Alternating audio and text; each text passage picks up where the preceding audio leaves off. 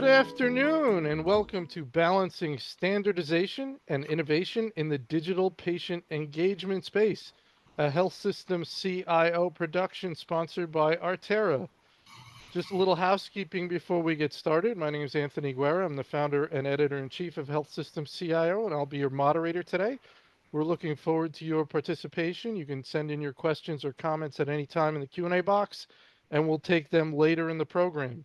Just so you see how we're going to spend our time today, first we're going to go about 35 to 40 minutes with our main panel featuring Sarah Vasey, EVP, Chief Strategy and Digital Officer with Providence, Pamela Landis, SVP Digital Engagement with Hackensack Meridian Health, and Guy Dzwerik, CEO with Artera. And then we will have our Q&A. So let's jump right in. Sarah, let's start with you. Can you give us an overview of your organization and your role? Sure. Great to be here, Anthony. Thank you so much. Looking forward to today's conversation. As you noted, I serve as the Chief Strategy Officer and the Chief Digital Officer at Providence. Providence is a Catholic not-for-profit healthcare system based in the Western United States. We cover 51 hospitals, over 1,000 ambulatory sites. We care for about 5 million patients every year. And in my role, I'm responsible for corporate strategy, digital marketing, virtual care, and kind of underpinning all of that is innovation. So we do a lot of work in innovation to support our patients and our clinicians, driving care model transformation and digital experience transformation for our communities. Very good. Thank you. Pamela? Hi, thanks for having us, Anthony. I'm Pam Landis. I'm the Senior Vice President of Digital Engagement here at Hackensack Meridian Health. And Hackensack Meridian Health is a system in New Jersey, basically in the 8 counties that kind of run from northern New Jersey down all and hugs the border all the way down to the south. We stop short of Atlantic City. So there's 18 hospitals in our network and 500 other care locations. We service the biggest population here in New Jersey, and we're the biggest integrated delivery network here. My role is a lot like Sarah's in that I oversee the digital marketing, what we call digital acquisition. How do we acquire those patients? And then we move those patients into our digital and activation program, the websites, the mobile apps, MyChart, patient texting, online appointment scheduling. We also have our access center where we do all our scheduling for all our physician practices and hospitals. And finally, our virtual care component, how we keep people to stay with us once we've activated them, given them access to our great doctors and nurses. And then we want them to stay with us. And so we do that through virtual care, video visits, hospital at home, remote patient monitoring. Those kinds of strategies are there. Very good, Pam. Thank you. Guy? Thanks, Anthony. I guess I get to represent the vendor side. I've known Sarah and Pam for a while, so I'm among 2 greats, and I'm sure you'll have a lot of insights today. I founded Artera almost a decade ago. We're coming up on the anniversary next April, and we build software that patients interact with. We started with communications. Because when you think about, I started this company as a patient, and when you think about the experience with a health system, you have the brand, but you also have the phenomenal physicians and NPs that you interact with on a day-to-day basis, and that's for most people, that's the connection that keeps them at your hospital. So we started with communication, which we believe is the glue of the entire patient journey. We've since expanded into offering solutions in scheduling and intake and other categories that are part of that patient journey. Thanks for having us, Anthony. All right. Very good, Guy. Thank you. All right. Sarah, we're going to start with you. How do you approach the balance between standardizing technology across your organization and implementing innovative solutions to enhance patient engagement? How do you manage competing demands between departmental needs for innovative solutions and the organization's need for consistency across the tech stack? So wherever you want to jump in there. I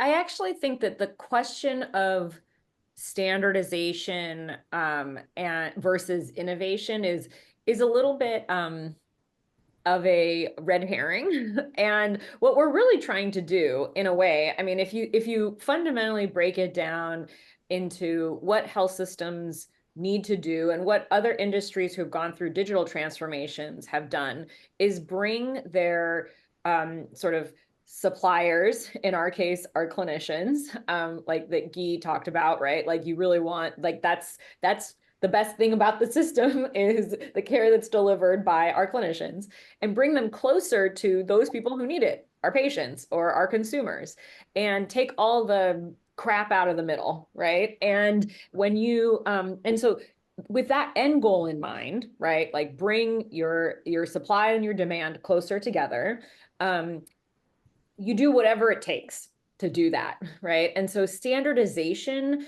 versus innovation works in service to that goal. And often when you think about bringing supply and demand together, you don't want to just do it the same way everybody else is doing it, right? You don't want to have the same stuff everybody else has. You really need to innovate. You really need to have a differentiated experience if you want to be around, if you want your patients to come to you versus go elsewhere. And so I think when you think about it that way, it's the goal of what, in very kind of crude terms, new customer acquisition and retention. That that does not need to have sort of standardization or I would say sort of tech stack rationalization doesn't mean a whole lot in that case. Differentiation really matters. And experience for the patient really matters, as well as like not burdening the clinician. So that's how we think about it. For stuff where differentiation doesn't matter as much, that's okay. Where, tech stack rationalization or consistency across the tech stack, that's okay. But you need to really, like from our perspective, you really need to invest in differentiation. And so that's where we focus our innovative efforts is on that front. All right, very good. Pam, your thoughts. You know what? I'm going to echo a little bit of what Sarah said, and the reason is I think she nailed it in that people have relationships with doctors, that it's very intimate. And so we are basically trying to say, what is the technology that can enable and strengthen that relationship? And so it doesn't have to be, you know, the big EMR company does this or that, whatever it takes to strengthen that relationship that is easy for both the patient and the clinician to manage. That's what we're always going to side on. So when I look at the, you know, how do you standardize and when do you go with the implementing innovative solutions, I always think about, in the end, what's going to make it easier for patients and our clinicians to have a better relationship with each other. And one of the things that I think is really important to keep in mind, I don't want to look like everybody else in our market. We're in a competitive market in New Jersey and in New York. We compete with our New York City health systems. They're all very good. They have great clinicians, great systems, and there's a lot of really great healthcare. So where I'm going to differentiate on is when I'm going to make it easier to access and manage that care. That's how we do that. And that's the stuff that I really have to, that I work on focusing the team here and our leaders on. That's how you compete. You don't compete by looking like everybody else.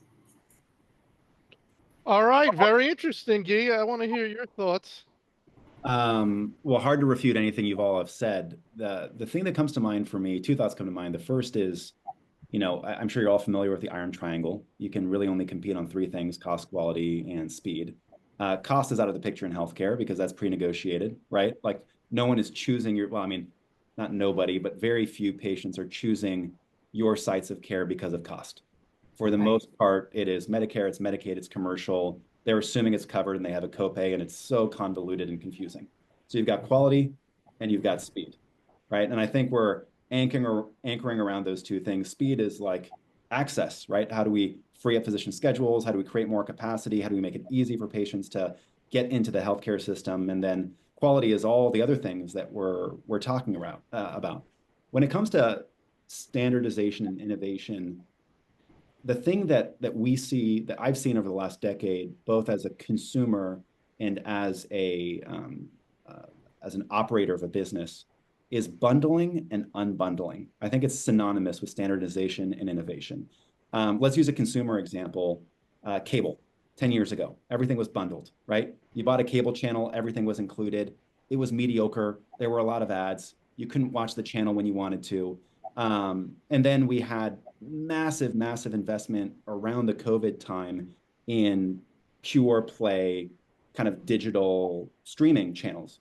Netflix, Roku, Hulu, Disney. I could go on and on and on.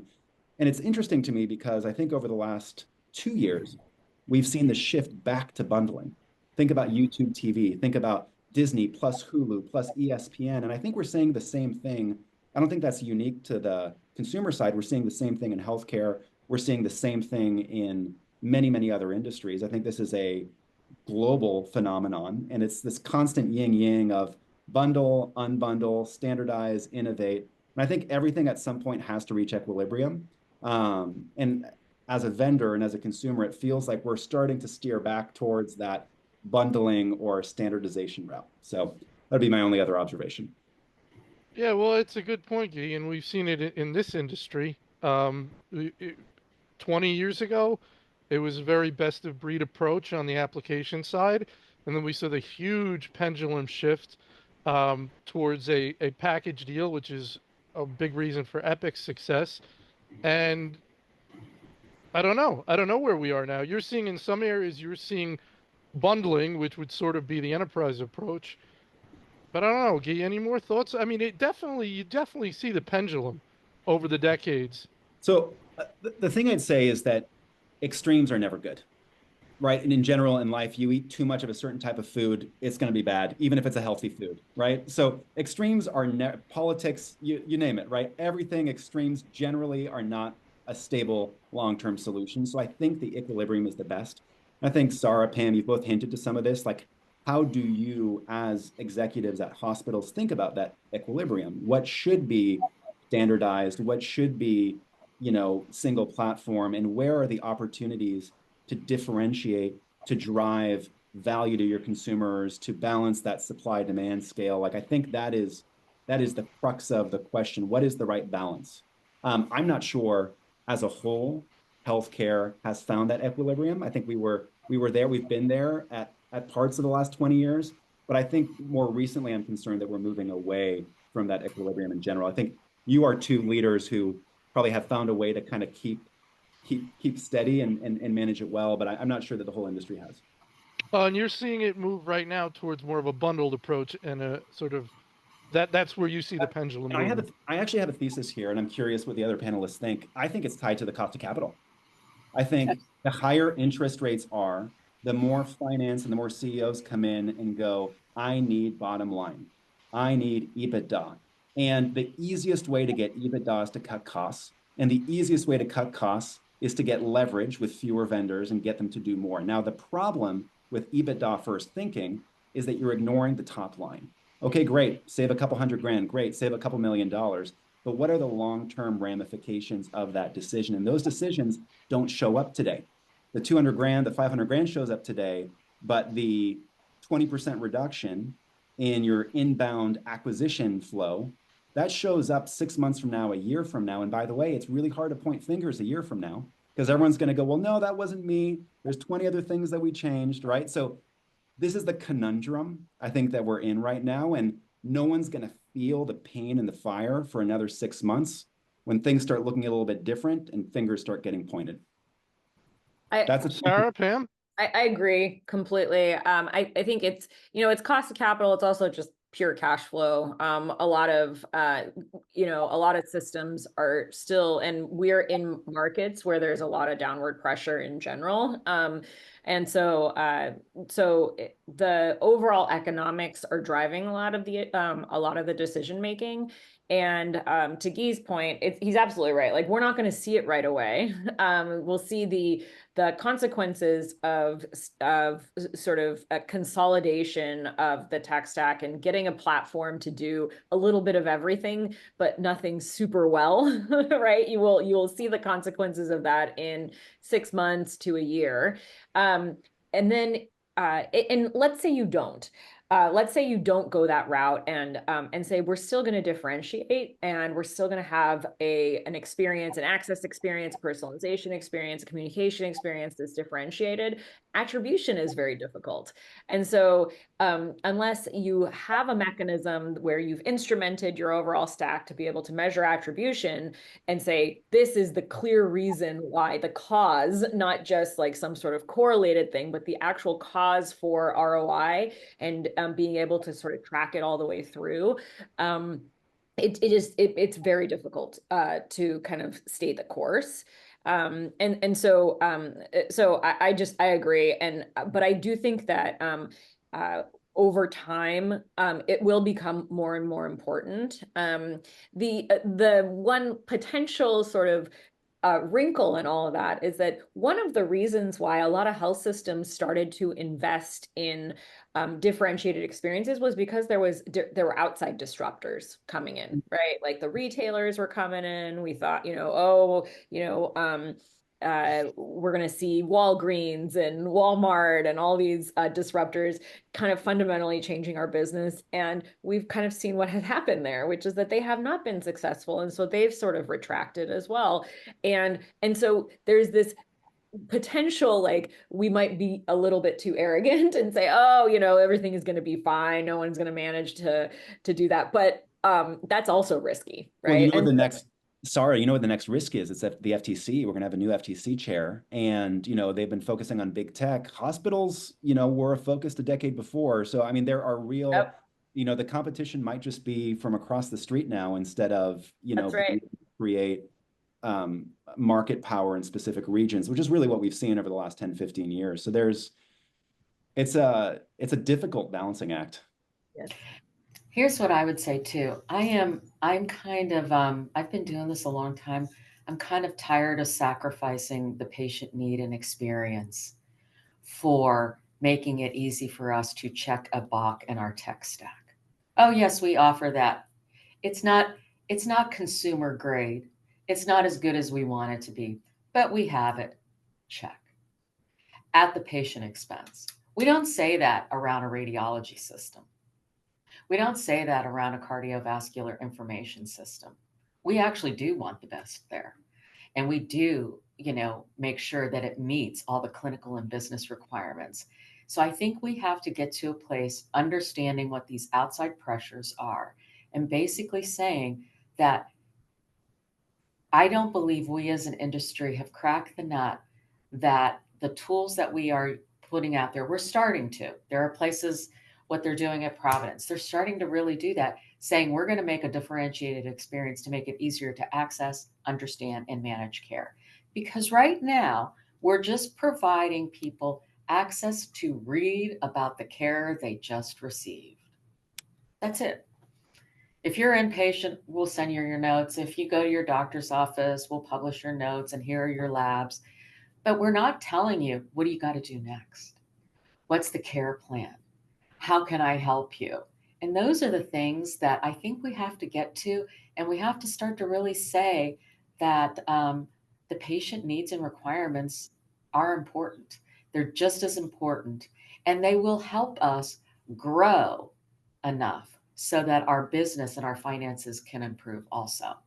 I don't think it's an either or, that you either do standardization or you do innovation. I think it's an and. I think you have to do both.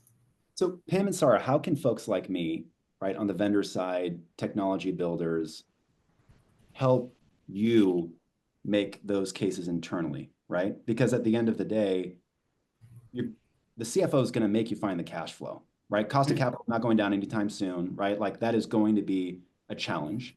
And the truth is that when you bundle software, you can sell it for cheaper. You have more efficiencies. So it is very, very hard to compete on cost when, you are a external company, right, that hasn't been entrenched in the market for 30 years and has 100 products, right? So how can we help you make those business cases, and how do we find that cash flow? Because I have the same problem internally, right? Like our investors want cash flow too. So I'm going, do we really need Slack, right? Can we just use Google Chat? It's way worse. What is that going to cost us in efficiencies? Like, how can we help you make those cases and make sure we're not shooting ourselves in the foot, 6 months from now, 2 years from now? So I think that I'll say this, because we use your product at Artera, we actually are making that case. The fact of the matter is we are able to prove out by using these technologies to communicate with people, we are closing care gaps, boom, qualities right there. And two, we're actually growing our patient rates, reducing no-shows, and also in closing those care gaps, we're appealing to them by showing that we are getting more people scheduled for annual wellness visits, mammographies, bone densitometry screenings, colorectal screenings, and lung cancer screenings. And doing that, actually, we have been able to track that through and show the bottom line and show the marketing lift. We show that as a lift. This is what we would have gotten if we did nothing, and now we did this, and here's the lift. But also, we've personalized it, and we've pulled out, and we've shown, women who had not scheduled their mammography. We got them in after a simple text, and something was found, and they were treated early, and they're better. I mean, I don't discount the power of the story of the individual patient that you've helped make better. That still appeals to our CFOs and our other leaders in our C-suite. But we actually have to show every single time the value of that, how it improved care and grew our patient base. So the patient story matters. At the end of the day, everyone's in this, most people in this industry are in this for the mission. So seeing how much better and how much more impactful that is and telling that story to the whole C-suite is helpful. That's great. Sorry, what about you? Sorry, Anthony, I'm stealing your job. No, I'm enjoying this. Go ahead, I'm listening. I totally agree with Pam. The patient story matters. She also referenced, have the basically your product instrumented in a way that can measure and quantify attribution. And that's really critical because it helps us tell the top line story in a way that like a lot of folks, a lot of companies say that they're going to drive growth, but do they actually? And often we don't see that growth when we engage with companies. And so having the data-driven sort of quantified view of that is really helpful. And so the product instrumentation to drive and measure attribution is really critical.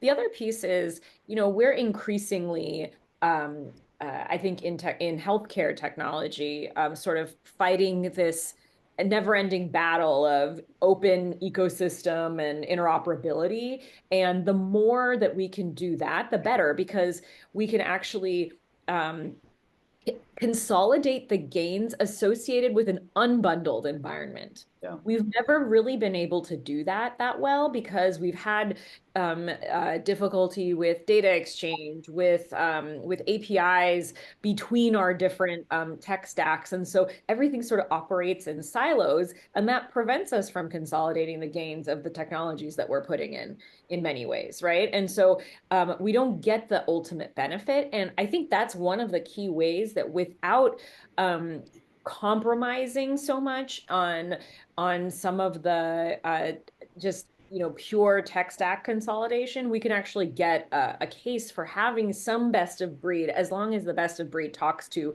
other parts of our environment, right? And so I think that's also really helpful potential action that folks can take with, in the absence of a really robust, though of course we're making progress, but a really robust standards-based interoperability environment. We're getting there, but there's still a lot of work to be done. Feels like we need a pledge, like an interop pledge, because the problem is interop as a word, everyone's sure we'll share data, but then you get hit by 10x increases in API fees. You get wiped out with a single decision. We need a pledge for like free APIs. I'll be the first person to sign the pledge, seriously, because like I am such a believer, like if you can make best of breed work well together and integrate well together and make the workflows, which you can if folks are willing to open their systems even when they compete, That's right? right. It's and some companies have done this very, very well outside of healthcare. I love that. And Right.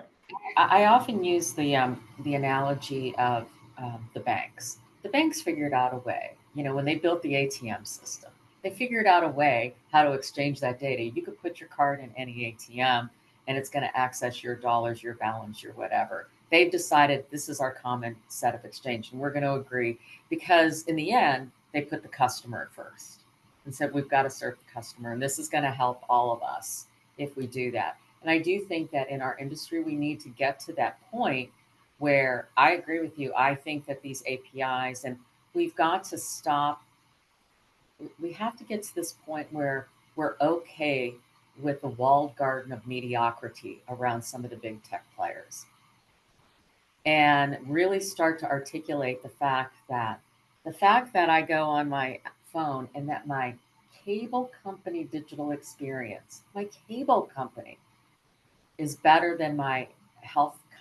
my health system companies. That to me, that means that we have to really start to hold our tech partners also accountable too. And we do that too by talking to them and contractually and really saying these are the expectations we have of you too. Yeah. And yet the pressure still is CFO wants cash flow. You can do those things for cheaper. They're not going to be as good. Like that's the yin and the yang, right? Therein lies the problem.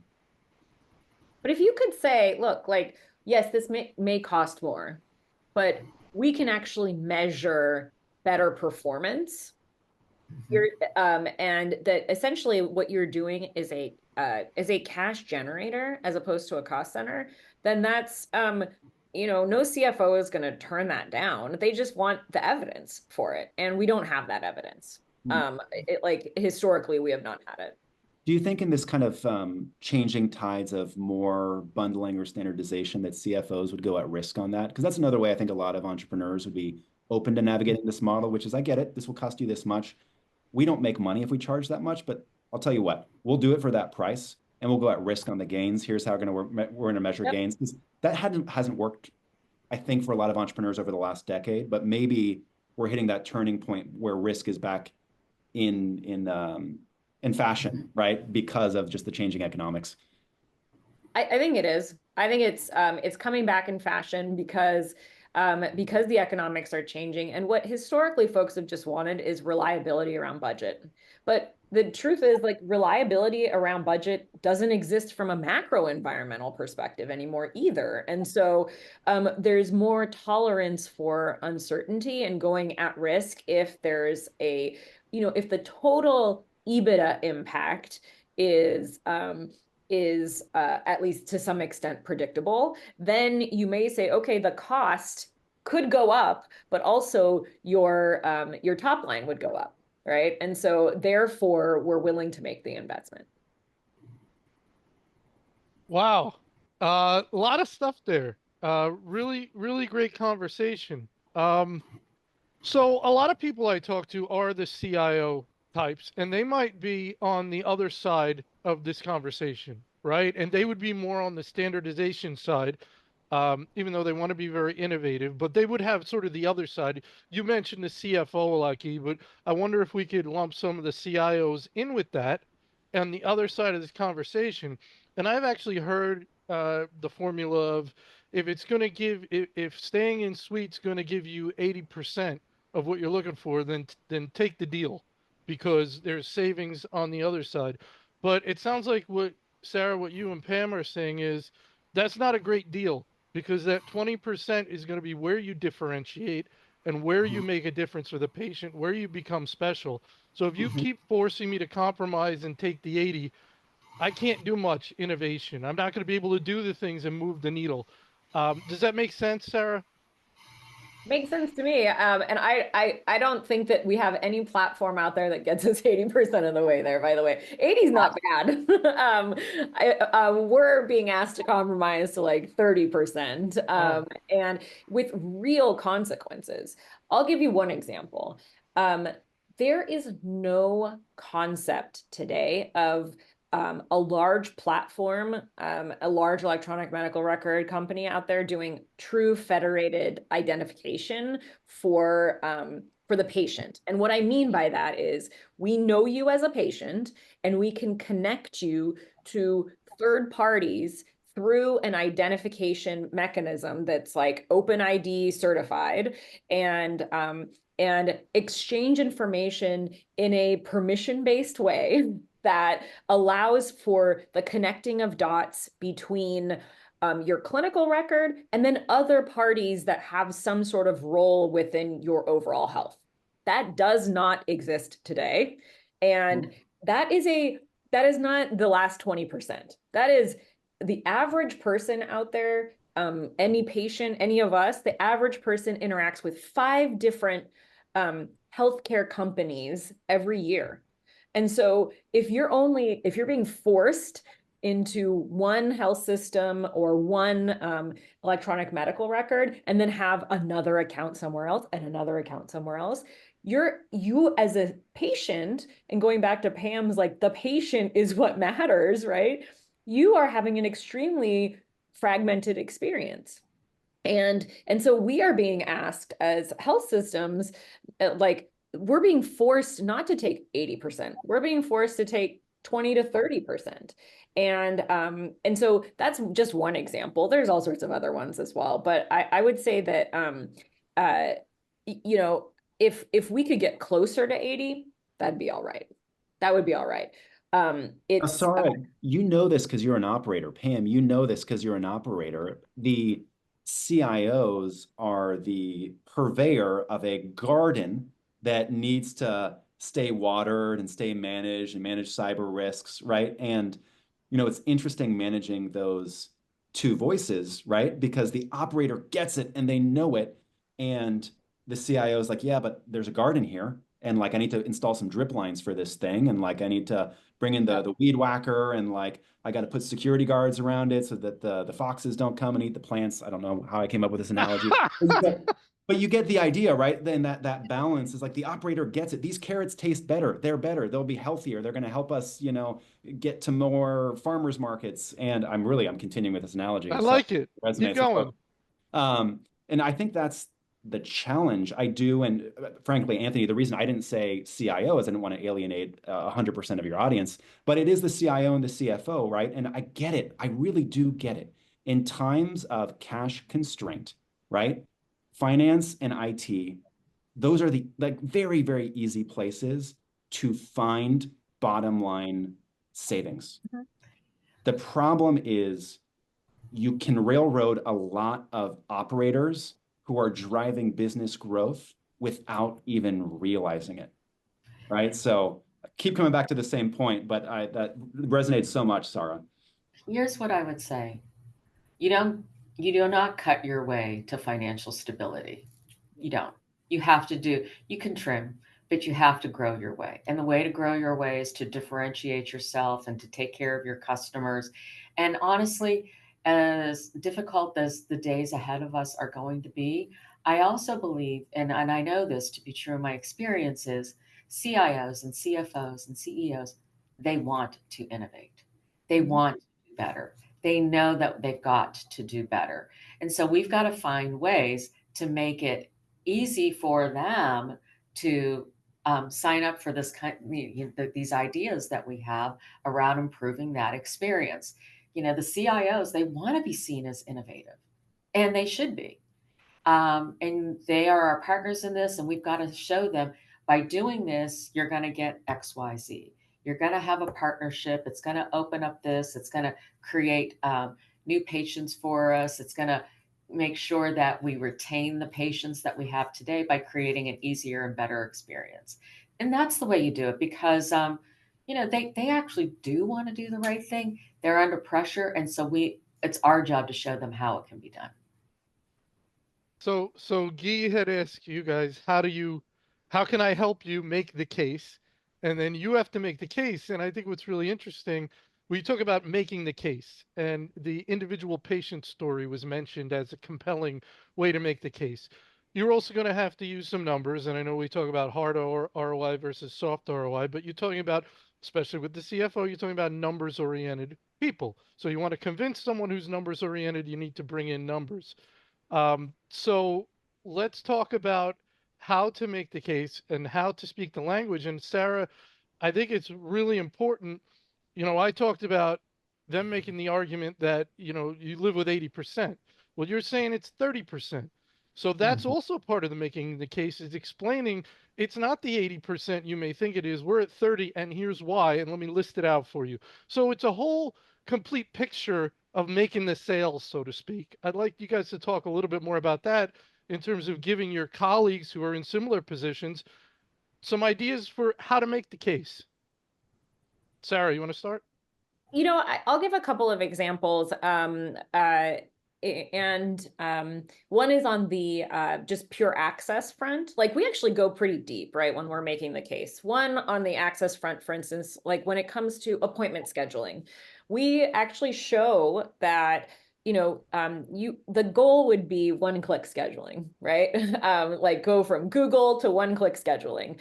And that is the way that you get the most conversion. With electronic medical records today and their ability to book, it takes at least, 5 clicks, perhaps more.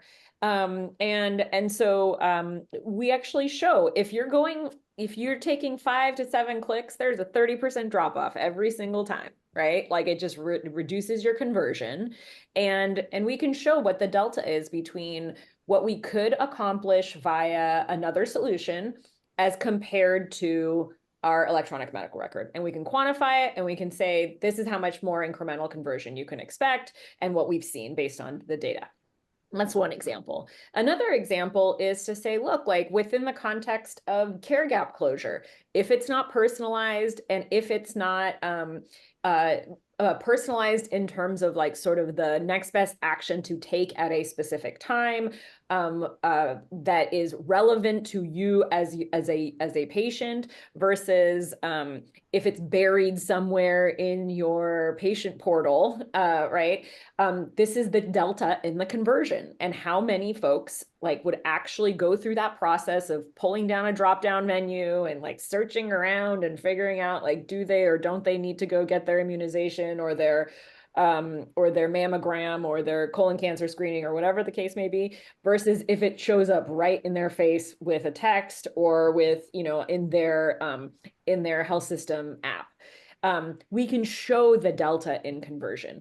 To Pam's point around care gap closure, like, they can show that patients will get more of those care gaps closed. And so it's just like, that data is available, and we can make that case, and then take it, kind of, if you say, okay, then if you scale it out, this is what the total impact would be, versus the cost. And those are the ways that we've done it.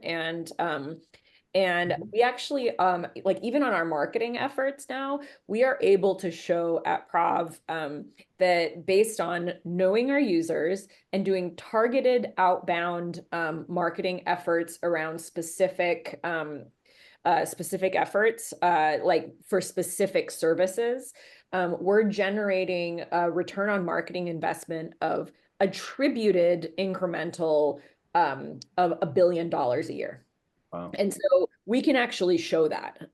We can demonstrate it, and now our marketing efforts are seen as a cash generating effort versus a cost center. Pamela? Yeah, so I think I'm going to riff a little bit on that. We're doing the same thing too here at Hackensack Meridian. We're getting more selective of how we're doing our outreach to people and making sure it's targeted. One of the things that we've learned is, we did a lot of research over the summer here in our market, and this was really enlightening for us. People didn't want to hear from health systems. They wanted to hear from their doctors. So now our messaging is coming out from the doctors. So Dr. Smith noticed that you haven't had your mammogram in the last 18 months. Here's a link. to go right to that, to schedule that right there online for you. Here's the thing that I have said consistently to people in our network.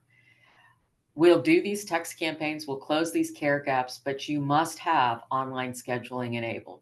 We must enable that because people aren't going to get a text so they can click to call. Nope, you got to stay in the same form factor. You got to, and they're like, oh, well, that means we're going to have to standardize and centralize our processes.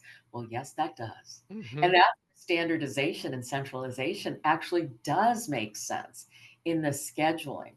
When we take over practices and take the scheduling out of the practices and into our patient access center, we just did this for an orthopedics practice this summer. We increased their schedule utilization 50% because we went through, we looked at their visit types, we built decision trees, we redid all of their templates. But that's how you do it, is to make, that's where you get the real value around centralization and standardization, is in the tools that you have. We're not doing as much as we can in the tools we have today. And so we're forcing patients to kind of maneuver through all of our, oh, well, in this practice, they do it this way. And in this doctor's office, they do it that way. No.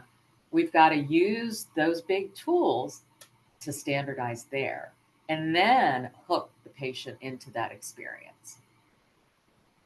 Yee, Well, I think I'm you've going to jump in. brought up amazing points, Sarah, around it's not really 80%, it's 30%. I think the clicks are a great example of that from a feature functionality standpoint. Yeah, maybe 80% of the features are there, but if it's 5 clicks instead of 1, there might be a 60% drop off in performance, right? And that is fundamentally the story we need to sell. I think the point, I think the interesting anecdote I would bring is that I think it would, both of you, ladies do this, right? But I don't think every hospital executive does. This is a partnership both ways. I think so often when we think about solving problems, it's here's my RFP, respond, check the boxes. And as an entrepreneur, we can't help you as much if we're not fully transparent with each other. What are you trying to solve for? Who else are you considering, right? Okay, what is your, EMR offering? What are they charging, right? Like, let's open up the book, right? And we can be very honest and forthcoming about like, okay, look, we can't do it at that price, right? Let's talk about how we would build a case for why our solution makes sense. Here are the pros and cons to different solutions. I think I find that maybe 50% of the people I interact with really lean into that approach and will open up and be transparent. And the truth is, especially I would say with founder entrepreneurs, we're in this for the same reason as you all, to make patient lives better. It's not about the money. It's about like, for example, I started this company because I was a patient and I was trying to solve a problem that I faced. That is the most important thing. If there's a difference between solving that problem for your patients and making no money and not solving it, I will solve it and make no money, right? As long as we can pay our bills and pay the AWS fees, right? And I think that's rare, and I think more of that is helpful because we can help each other and we can get to the right solution. And sometimes the right solution might not be a partnership with a specific company; it might be with somebody else. And like, I think there are more people than folks would think who are willing to make those suggestions and point you in the right direction. Because at the end of the day, for me at least, and I think for many folks like me, it is about the patient, it is about the experience, and it is about making the whole system just run better. So, okay, let me ask you this. We have the upfront costs of software. We're talking about people evaluating these things and saying, I want this product. Okay, it's outside of the stack, but I want this product because it's better. It's going to help me be innovative. Upfront costs are one thing, sort of the cost of the software. We did touch on the idea of interoperability. Um, Sarah mentioned the idea that it's getting better, right? We're moving maybe in the right direction. But what would you say to a CIO who said, that's really where I have my sticking point, is the ongoing interoperability issues? I mean, where do you think we are? You think we're getting in a better position with APIs and Fire to where that's becoming less of an issue? And what would you want sort of from a uh, government or industry standpoint, standards bodies? Are you happy where things are going? Because obviously, the more this is plug and play, the better it is for a service like yours, the easier it is for CIOs to say yes. Yeah. I think this has been a challenge, at least on the vendor side.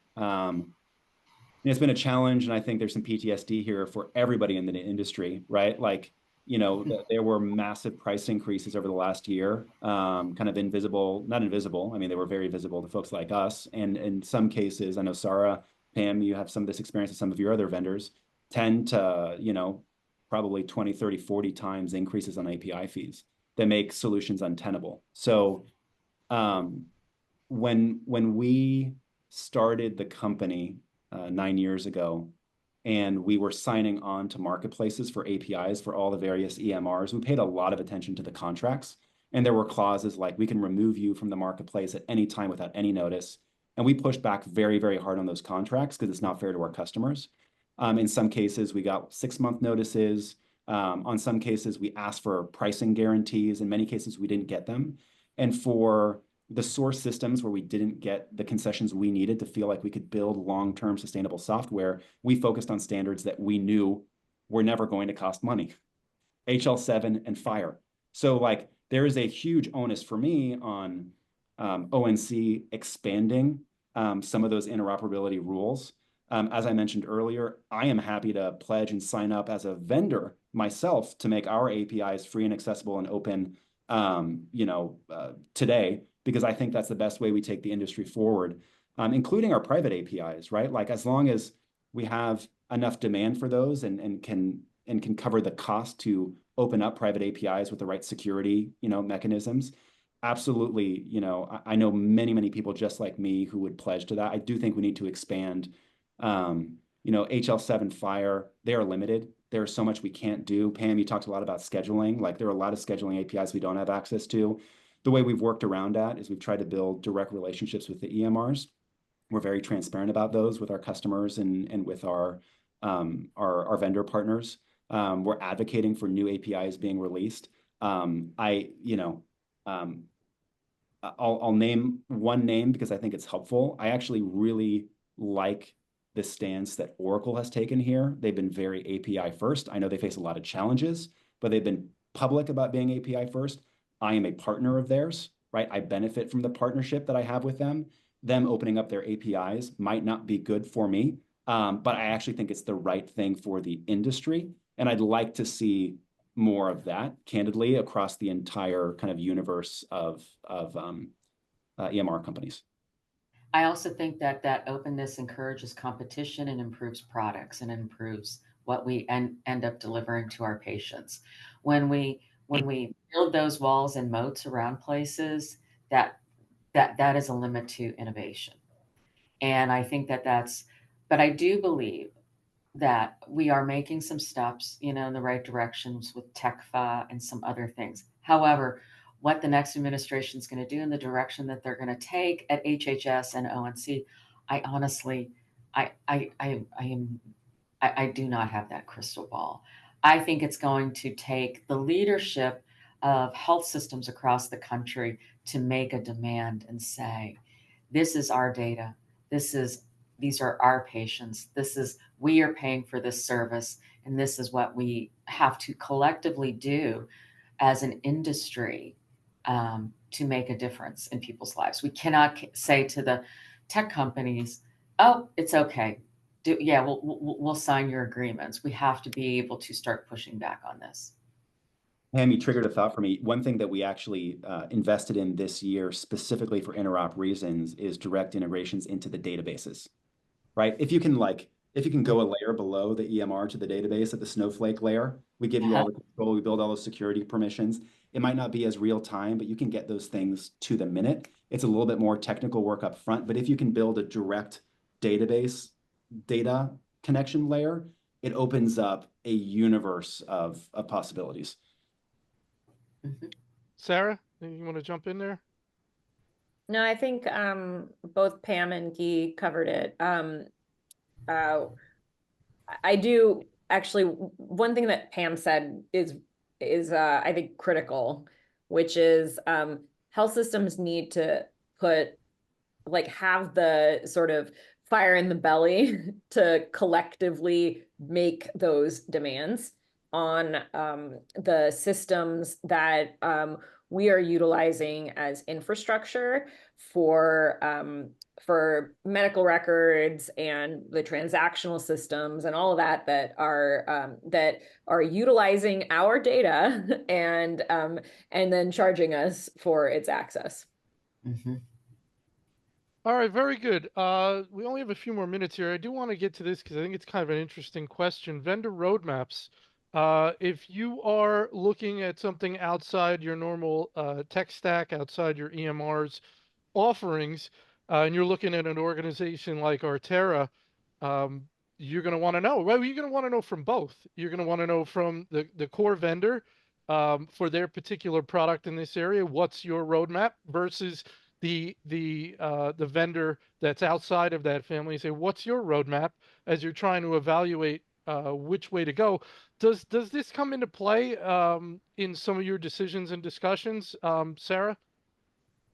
To a degree, but you know, we've been trained to not trust roadmaps. That makes sense. Um, Makes sense. You never know. partly because our typically the roadmaps that we get from our large partners do not play out in the way that we are told they will play out. So we've been trained to sort of ignore them to some extent.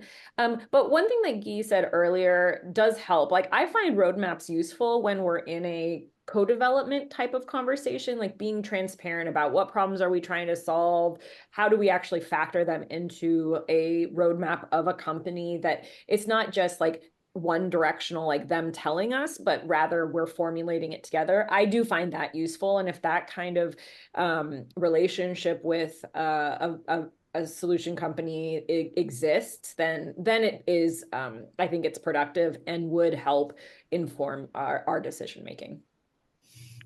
Pam, any thoughts around that? Yeah, I do. I want to see the roadmap because I want to see the thinking of the leadership at that vendor partner, and I want to be able to have some influence on it. I've actually seen some vendor partners where I'm like, oh, well, there's a pivot going on in the company, and it's been like actually a clue for me to think, okay, maybe this partnership doesn't last. It's not going to do what I needed to do going forward in the next few years. But what I really am starting to think is I'm more interested in the partnership, like what Sarah said, the partnership. So, for instance, how many of us are really tired of hearing these, and I'm going to be a little bit pejorative, Silicon Valley companies coming in and they're going to disrupt healthcare and they're going to fix healthcare.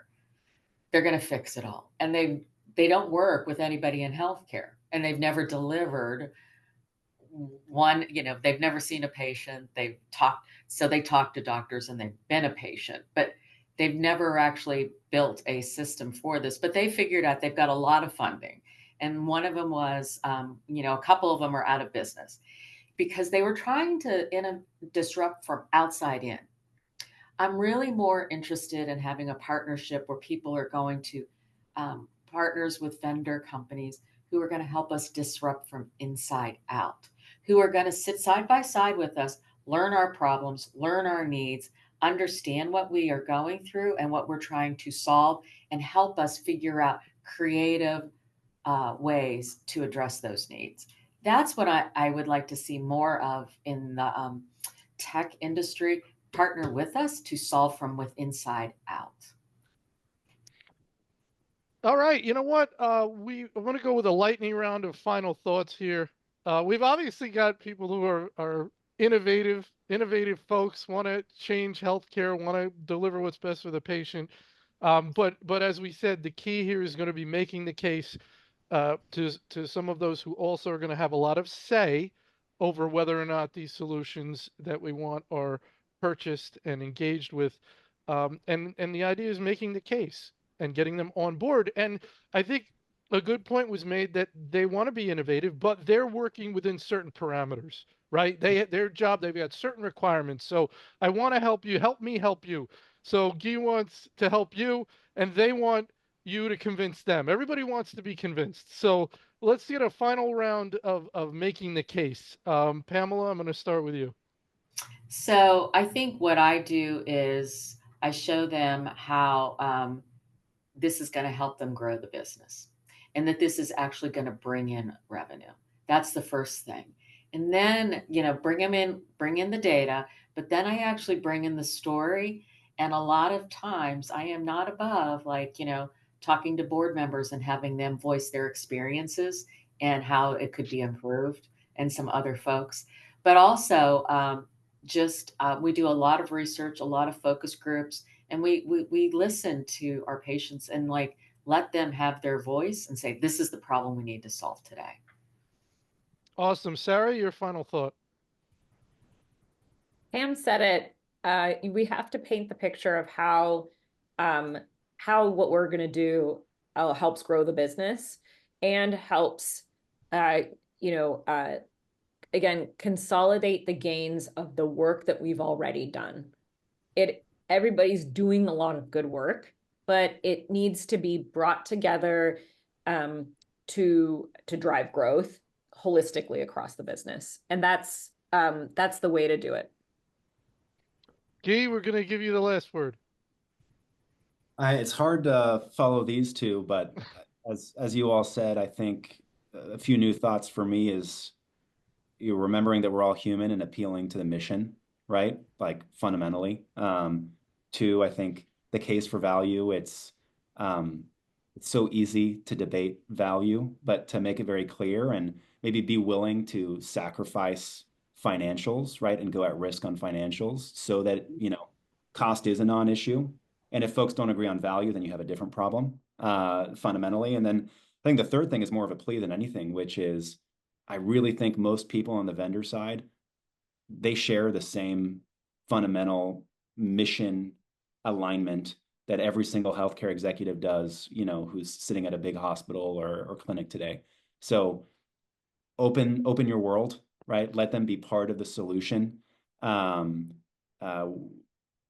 and that is the best way that we're going to get to the best outcomes. And this isn't going to be the case. There are always bad apples, right, in every crop. But I think when you open your universe to your vendor partners and are transparent about solving the problem together, they will partner with you and get to the right solution, even if it isn't their solution. So.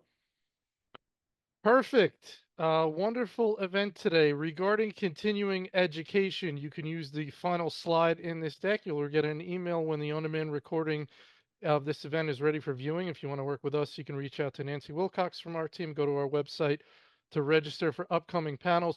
By the way, I will say I got an email during this event from a CIO friend of mine at a health system who said this was one of the best events she has heard this year. So well done, folks. Oh, thanks.